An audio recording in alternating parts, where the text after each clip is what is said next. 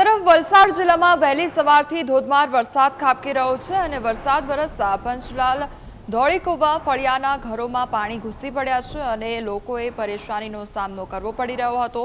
આ સાથે જ બુલેટ ટ્રેન પ્રોજેક્ટનું કામ ચાલુ હોવાને કારણે પાણી ભરાતા 3 દિવસથી લોકોની હાલત કફોડી બની ગઈ છે।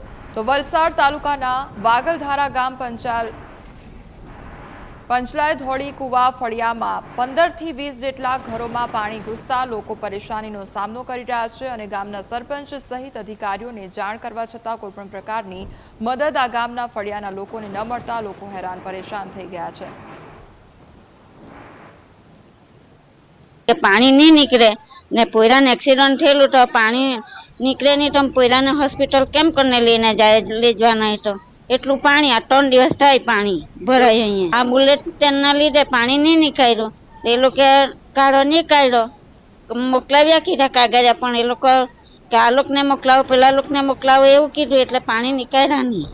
वलसाड जिल्लामां वहेली सवारथी वरसाद वरसी रह्यो छे तो क्यांक हाईवे पर पाणी भरावाना दृश्यो सामे आव्या तो क्यांक गन्नाळाओ जे छे तेओ अंदर पाणी भरावानी समस्या जोवा मळी तो क्यांक वाहन चालकोए भारे समस्यानो वेठવાનો વારો આવ્યો છે। ત્યારે હાલ વલસાડ જિલ્લાના અંદર જે સાર્વત્રિક વરસાદ વરસી રહ્યો છે જેને લઈને વલસાડ તાલુકાનું જે વાગલધરા ગામ છે એનું ગળોઈ પંચલાઈનું ધોળીપાડા જે ફળિયું છે ફળિયાના અંદર ન્યૂઝ કેપિટલની ટીમ હાલ આવી પહોંચી છે। લોકોના ઘરોની બહાર પાણી ભરાઈ જવાની સમસ્યા જોવા મળી રહી છે।